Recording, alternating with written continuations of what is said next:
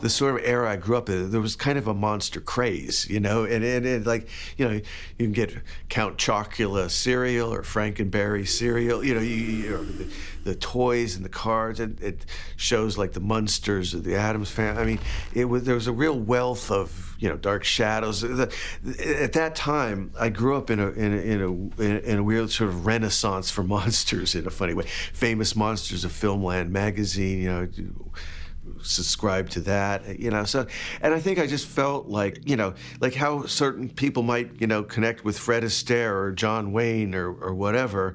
For me, it was like Frankenstein and those characters, because those were the most human characters in the movies. You know, the people, the angry villagers and all the other people were the ones that were kind of the scary ones. And so that's when I first learned about the sort of, you know, how people perceive normal, what's weird or not weird. And it's like, well, these are the characters that were the most human. And so why are you calling them monsters? And, you know, so I got into that weird kind of like, I don't know what you're talking about very early on.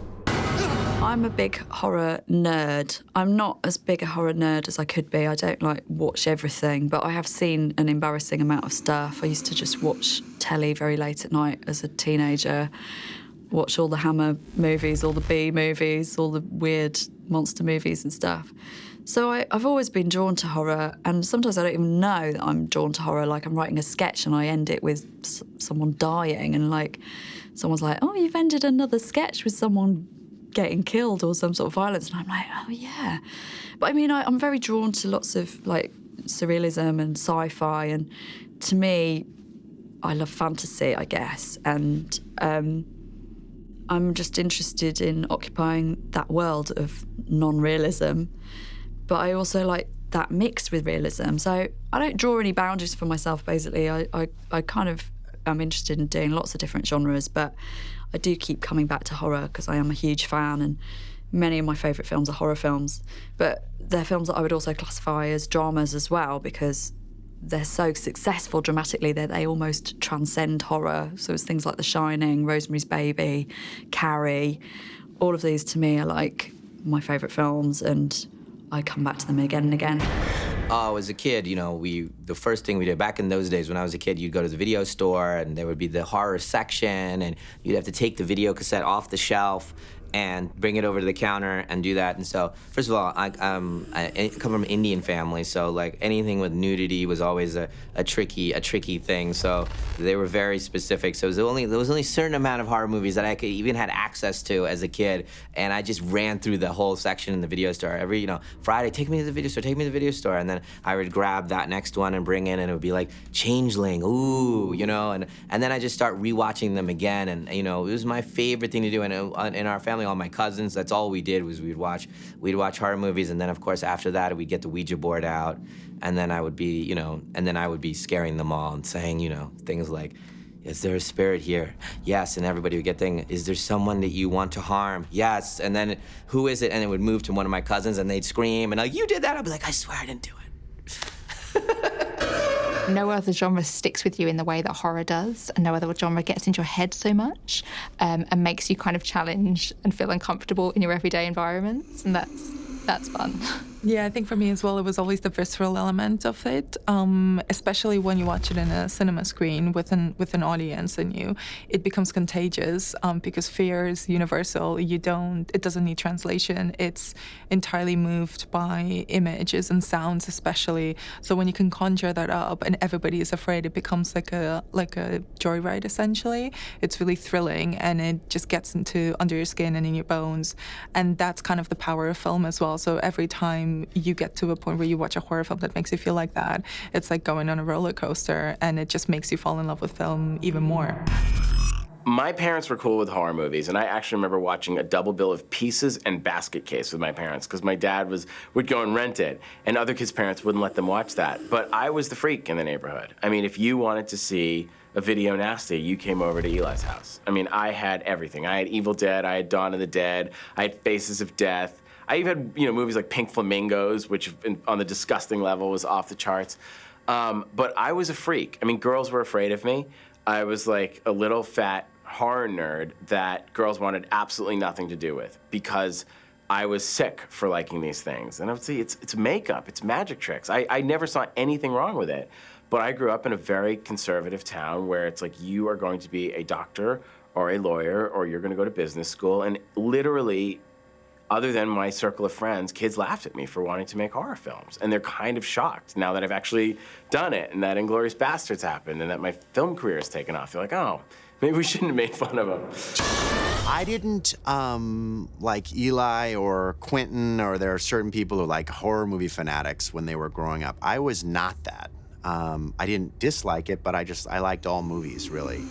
And I became passionate about horror when I lived through Paranormal Activity and saw there was a way with horror, with scary movies, to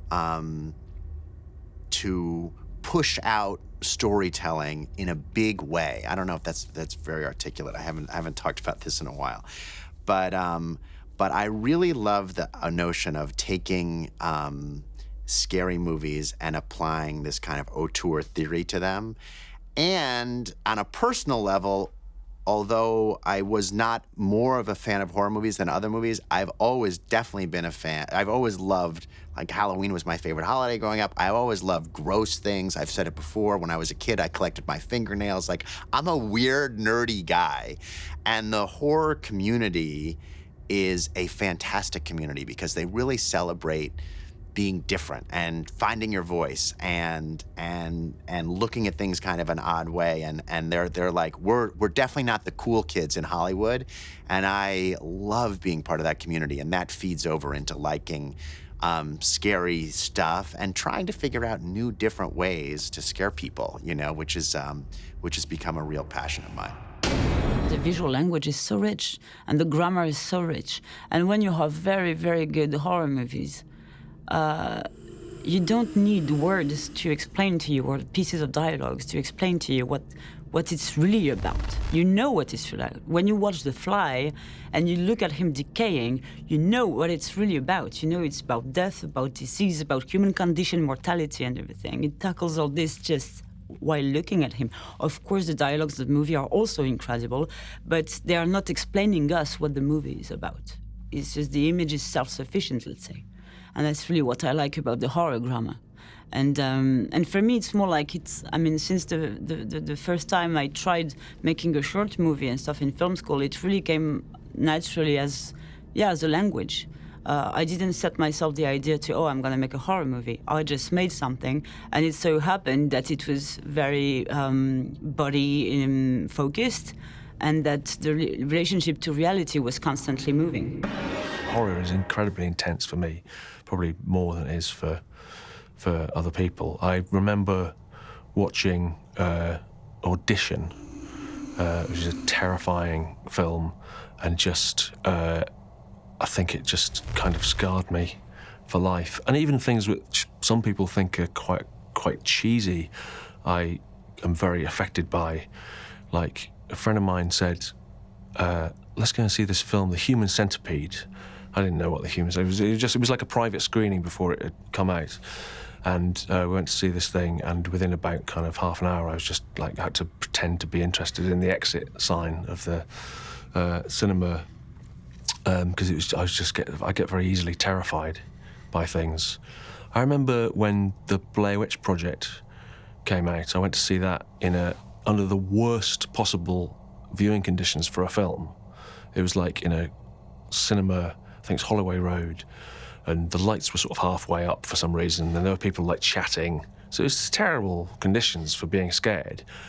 And I was absolutely terrified by about 45 minutes in.